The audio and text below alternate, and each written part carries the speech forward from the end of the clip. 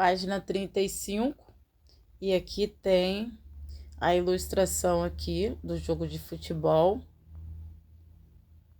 média de gols por rodada.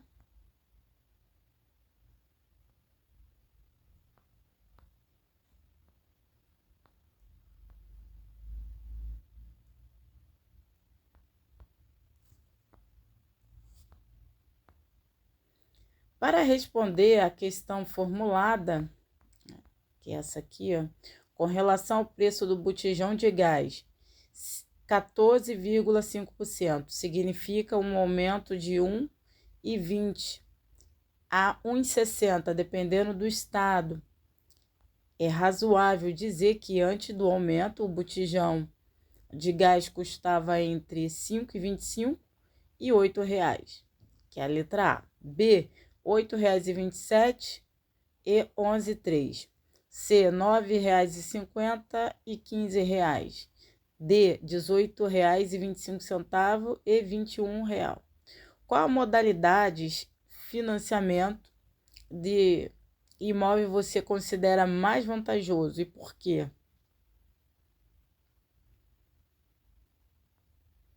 Aí você vai analisar e vai verificar.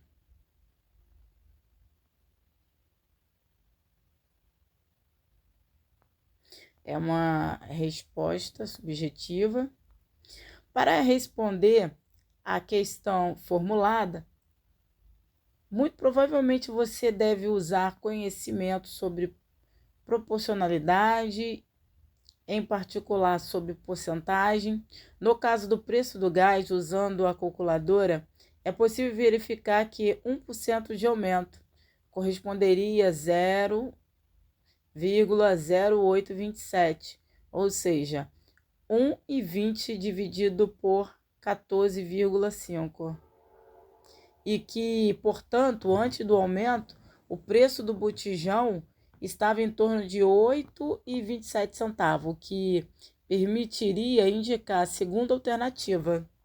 Calculando 1,60,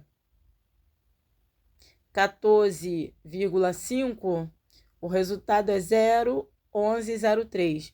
Você teria mais um dado para escolher essa alternativa. Analisando as informações apresentadas na tabela, certamente você pôde perceber que a modalidade do financiamento do imóvel mais vantajosa é o do consórcio. Depois vem do SFH. E por último, a carteira hipotecária. E a hipotecária que no SFH as parcelas finais vão diminuindo. O cálculo para chegar ao percentual é de 88,08%, apresentado na última linha gráfica, e pode ser feito dividindo-se o total pago pela via do consórcio, que é de 131,665, pelo preço do imóvel, que é esse valor aqui, ó, 70 mil, o que dá 1,8809. Assim, a variação percentual sobre o preço à vista é 88,9. Confira outras variações percentuais apresentadas. Você deve ter observado que a organização dos dados em tabela também ajuda a visualizar o que está acontecendo no campeonato de futebol. Essa análise estatística é importante contribuição da matemática. Confira o que você respondeu. Os gols do campeonato feito de cabeça foram 70. Os gols marcados de fora da área foram 66. A bola entrou no canto inferior esquerda do gol 111 vezes.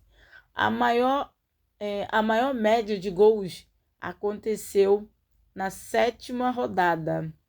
Como já comentamos, a matemática não se ocupa apenas em situações numéricas. Vamos analisar alguns procedimentos de localização usando o sistema cartesiano de eixos, denominado cartesiano, em homenagem ao filósofo e matemático René Descartes.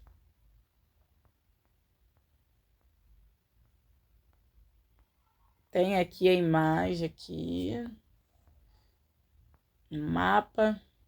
A localização de rua pode ser dada por um par formado por uma letra ou número. Assim, para localizar rua, podemos usar o código D,2. Mesmo que você não conheça a cidade de São Paulo, com base na folha de guia reproduzida acima, destaque da rua passam a ser encontrada por meio de coordenada A,3, B,4, C,1. Nas grandes cidades em que os bairros se multiplicam, as ruas vão formando um traçado, emaranhando curvas e retas que se entrecruzam. Para localizá-la é interessante, útil usar guia e mapa. Desse modo, sua leitura acaba fazendo parte da vida dos habitantes e visitantes da cidade. E é verdade, minha gente, porque o que acontece? Através do mapa, ali você consegue localizar as pessoas e também faz parte da matemática. Quantidade de ruas, número da rua.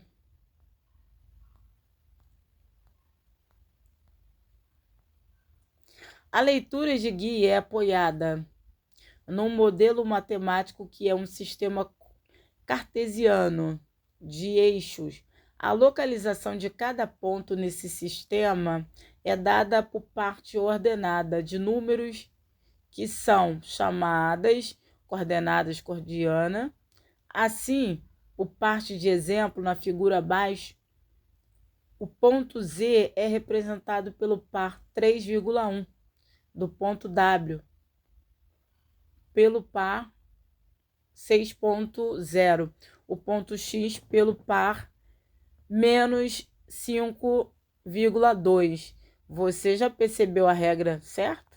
Certamente também percebeu o par de números que obedece uma data de ordem. Agora responda, com base nessas informações, quais são as coordenadas de ponto Y, A, B, C e D. Confira suas respostas ao pé da página. A matemática é a compreensão de fenômenos na natureza. A explicação de muitos fenômenos da natureza é também para a criação de diferentes teorias, tornaram como base de estabelecimento de analogia. Entre analogias clássicas na história das ciências, podemos destacar as que compararam, por exemplo, a estrutura do átomo com o sistema solar, o braço humano, a alavanca, o funcionamento da máquina e do corpo humano. Outra analogia muito conhecida.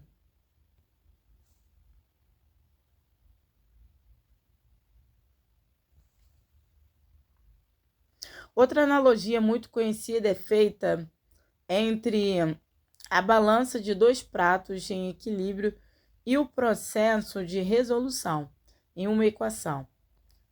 Uma transformação feita em um dos seus membros deve ser realizada e o outro membro que se mantenha o equilíbrio.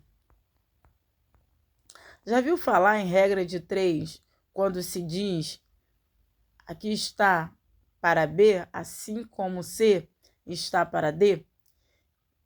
Representa A, B, C e D. A proporção representa assim.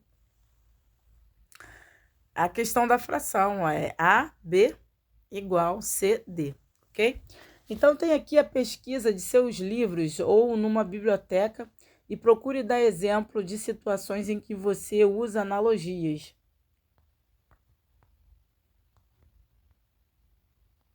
Agora vamos analisar um curioso fato que integra a história da matemática. Muitos historiadores consideram que a geometria como ciência teve seu início na Grécia por volta do ano 600 a.C., especialmente como Tales Mileto. O Tales era um filósofo, político, geometra e também comerciante. Acredita-se que ele visitou o Egito há mais de 2.500 anos, deixando os estudiosos egípcios. Ele teria obtido a altura da pirâmide Kéops no Egito, não diretamente, mas por meio de cálculos, usando seu conhecimento sobre geometria. Sua ideia de tão simples e foi genial.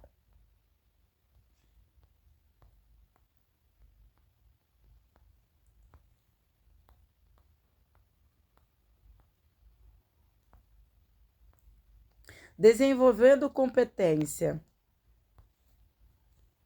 Agora esse momento aqui para análise. Com base nas ideias de Tales, resolva o problema. Num dia de muito sol, Júlia fez uma experiência sugerida por sua professora. Mediu sua sombra. Imagina medir a sombra. E a sombra de um poste de iluminação que fica na frente da sua casa no mesmo horário. A sombra de Júlia era 80 centímetros e o poste era de 1,8 metro. Se Júlia tem 1,40 metros, a altura do poste é aproximadamente. E aí você vai fazer esse cálculo.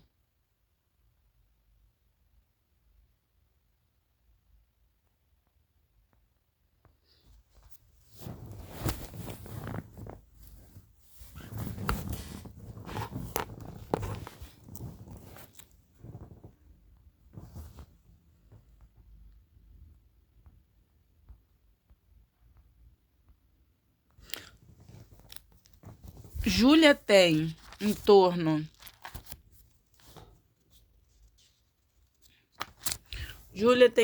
de 1,40 metros.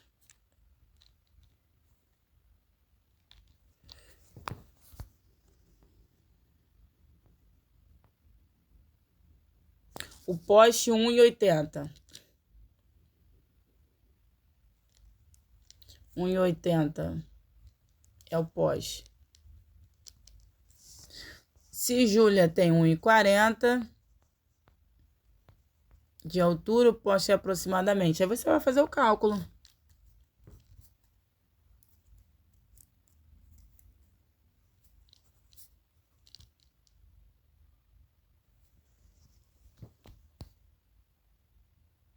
Olha lá, com base nas ideias de Tales, resolva os problemas. Num dia muito sol, Júlia fez uma experiência sugerida por sua professora e mediu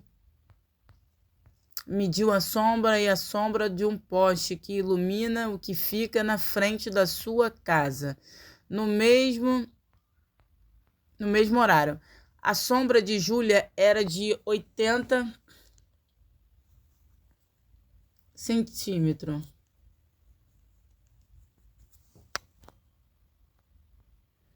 Do poste era 180.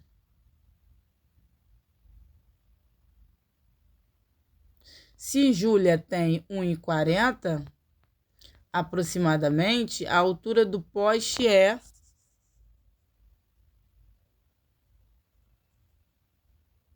Aí você vai fazer o cálculo.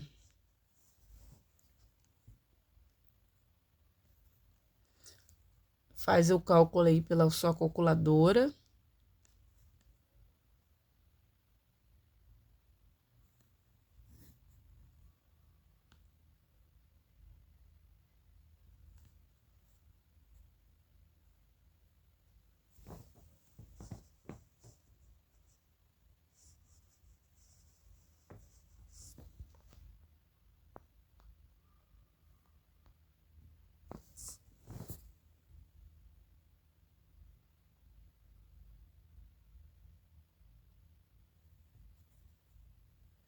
tempo para sua calculadora, para você fazer o cálculo.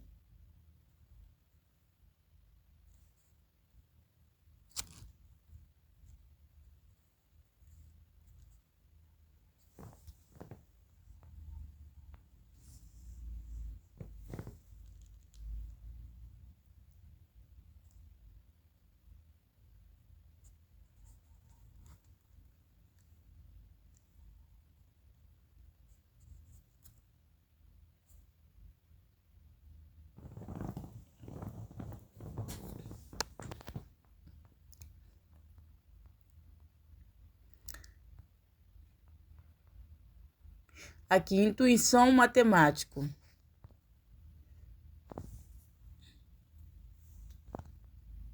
Muitas das vezes achamos a solução dos nossos problemas de forma intuitiva. Você não dá sua resposta agora, tá? Você faz aí essa questão aqui e você vai prestar atenção em outro exercício. Depois você vai conferir a sua resposta. Intuição matemática. Muitas das vezes achamos a solução de nossos problemas de forma intuitiva. Nessas situações, é comum dizermos que usamos nosso sexto sentido. Você sabe o que significa essa expressão? Aliás, a intuição feminina, por exemplo, é bastante conhecida, em especial as nossas mães, né? Elas quase sempre acertam quando nos perguntam se estamos com algum problema ou até mesmo quando dizem que vai chover. Nesse caso, é melhor levar o guarda-chuva. Vamos analisar outro fato histórico. Conta-se também Arquimedes precisou resolver um problema, o rei Hirion. Esse rei Iracusa, na Itália, do terceiro século antes de Cristo, encomendou uma coroa a um Alvírides, fornecendo-lhe 3 quilos de ouro e 1 quilo de prata. Aurives fez uma coroa que pesava ali 4 quilos. E Herã, porém, ficou desconfiado, pensando que o ourives poderia ser usado 2,5 kg de ouro e 1,5 kg de prata. Por isso pediu o sábio Arquimedes um meio de desmascarar a suposta trapaça. Ourives, sem destruir a coroa. Conta-se que, ao tomar banho em um banheiro público, observando a elevação da água, à medida em que mergulhava seu corpo, percebeu que poderia resolver o problema. Entusiasmado, saiu correndo da casa, atravessando as ruas, complementando a despedida e gritando a palavra grega, se tornou famosa. E você? Achou algum episódio da sua vida ou sua experiência escolar em que você sentiu uma sensação de Arquimedes e teve vontade de gritar: achei, achei! Achei, achei! Em caso afirmativo, descreva-o.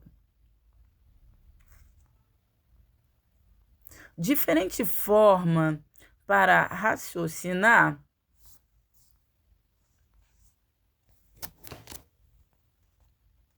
e a construção de estratégias para resolver problemas. Certamente você sabe que nossos antepassados tiveram que enfrentar desafios para garantir a própria sobrevivência. Resolvendo problemas, foram produzindo conhecimentos fantásticos que nos deixaram com valiosa herança. Observando padrões, os egípcios precisaram descobrir o padrão das cheias do Nilo. De quanto em quanto tempo elas escorriam? Por um motivo importante e extremamente prático, os planejamentos. Conta-se que para isso eles observaram o nível do rio que aumentava toda vez que a estrela Sirius se levantava a leste, um pouco antes do Sol. Verificaram-se que esse fato ocorria 365 dias, né? Em 365 dias. Também foi pela observação de irregularidades de alguns acontecimentos que astrônomos e físicos estabeleceram algumas hipóteses para explicar os fenômenos. Um exemplo é das marés. O padrão das marés, maré cheia, maré baixa, auxiliou Newton a encontrar a explicação desse fenômeno, a atração gravitacional da Lua sobre as águas do mar. Foram os gregos que nos levaram uma importante característica do conhecimento matemático, que é a observação de regularidades. Eles tinham um especial interesse pela sequência numérica e costumavam representá-la por meio de padrões geométricos. Os coelhos Fibonacci. Suponha um casal de coelho, tá? Os coelhos Fibonacci. Imagine o coelho Fibonacci.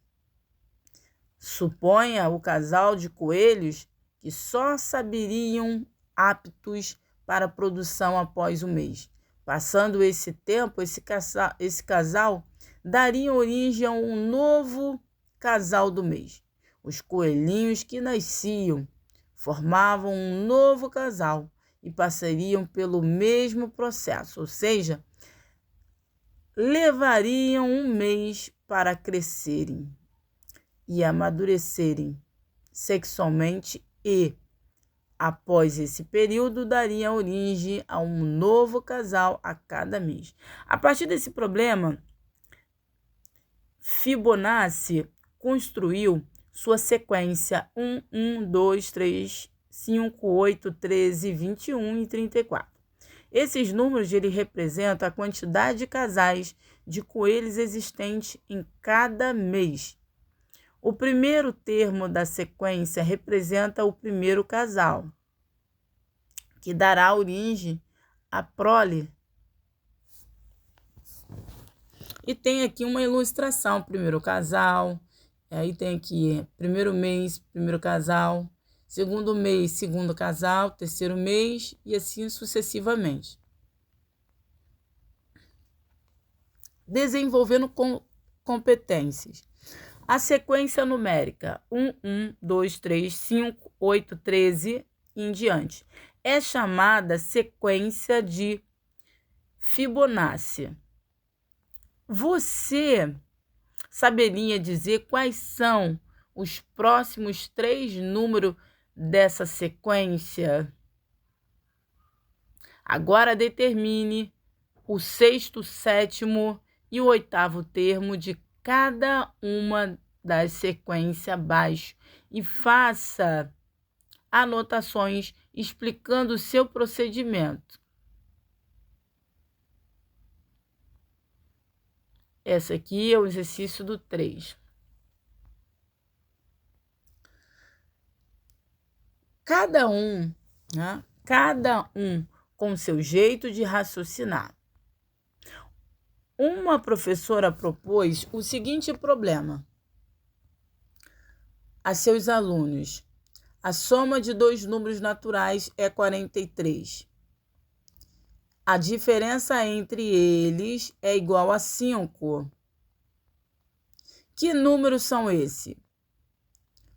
Como você resolveria esse problema? Agora veja a solução de 3 alunos. Milena fez uma lista de números acionados, dão 43, e ao lado foi calculando a diferença.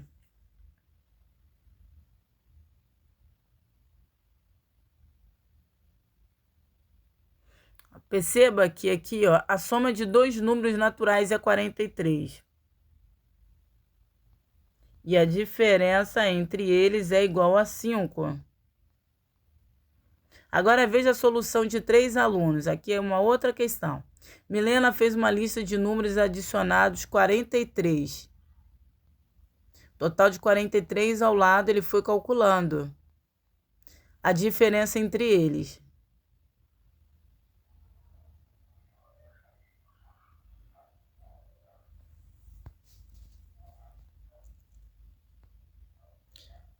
Carlos escreveu 43 mais 48. 48 dividido por 2 igual a 24. 24 menos 5, 19. Os números 19 e 24, procure entender e explicar o que cada um fez. Na sua opinião, há alguma solução incorreta? Justifique.